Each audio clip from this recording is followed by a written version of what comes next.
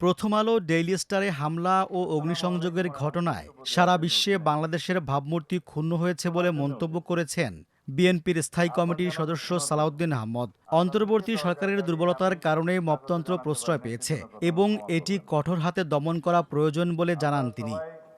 ২১ December রাজধানীর একটি হোটেলে বিএনপির ভারপ্রাপ্ত চেয়ারম্যান তারেক রহমানের দেশে ফেরা উপলক্ষে গণমাধ্যমের শীর্ষ ব্যক্তিদের সঙ্গে আয়োজিত মতবিনিময় সভায় এসব কথা বলেন তিনি। বাংলাদেশের খ্যাতনামা পত্রিকা অফিসে প্রথম আলো, ডেইলি স্টার যেভাবে জ্বালিয়ে দেওয়া হয়েছে, পুড়িয়ে দেওয়া হয়েছে, burn down to the ground even, যেটা বলতে চাই, এরকম দৃশ্য সারা বিশ্ব দেখেছে। সেটা আমাদের জন্য লজ্জার জাতি হিসাবে। এটা কোনোভাবে আমরা শুধুমাত্র দুঃখ প্রকাশ করে, ক্ষমা প্রার্থনা করে সমাপ্ত করতে পারবো না। এখানে সরকারের দায়িত্ব ছিল সবচেয়ে বেশি,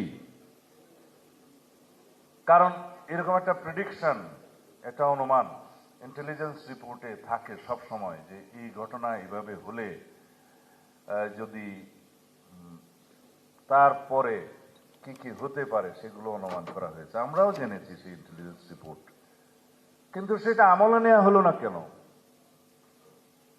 আইন শৃঙ্খলা বাহিনীকে বলার পরেও শুনেছি ১-২ ঘন্টা পরে তারা রেসপন্ড করেছে। সেটা কেন? অনুষ্ঠানে আরও বক্তব্য রাখেন ডেইলি স্টার ও প্রথম আলোর সম্পাদক। তারা জানতে চান কোন অপরাধে গণমাধ্যম দুটির ভবনে আগুন দেয়া হলো, সে সঙ্গে যারা এই দুঃসময়ে পাশে ছিলেন তাদের প্রতিও কৃতজ্ঞতা জানিয়েছেন তারা। আপনারা প্লিজ মনে রাখবেন যে বাংলাদেশের ৫৩ বছর বয়সে কোনো মিডিয়ার অফিস আগুন জ্বালানো হয় নাই। সর্বপ্রথমবারের মতন প্রথম আলো, ডেইলি স্টার অফিসে আগুন জ্বালানো কেন? আমরা কি অপরাধ করলাম? আমি এটা অনুরোধ করব সমস্ত মিডিয়াকে যে সত্যিকার অর্থে আপনারা এটা প্রশ্ন করবেন। তবে ভবিষ্যতের দিকে আমি তাকাতে চাই। আমি সুন্দর একটি সম্পর্ক আমি মিডিয়ার সঙ্গে চলতে যেতে, সেখানে আমার অনুরোধ থাকবে, প্রথমে মত প্রকাশের স্বাধীনতা হচ্ছে স্টেপ 1, বাট যেটা রাজনীতির দলের সবচেয়ে গুরুত্বপূর্ণ অবস্থান হবে, মানে কি বলবো, ক্রিটিক্যাল মত প্রকাশের সাথে। আজকে যে অবস্থার পরিবর্তন বা সময়ের কথা যেভাবে আপনারা প্রথম আলো, ডেইলি স্টার বা সংবাদপত্রের উপরে হামলা, আক্রমণ নিয়ে বলেছেন, এটা ব্যক্তিগতভাবে আমরা সবাই আপনাদের প্রতি বিশেষভাবে কৃতজ্ঞ।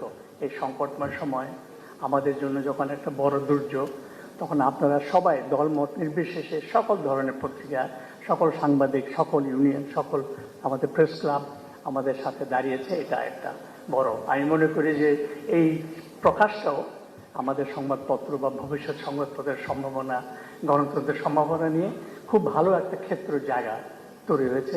এটা রক্ষা করতে পারলে আমাদের জন্য খুব ভালো হবে।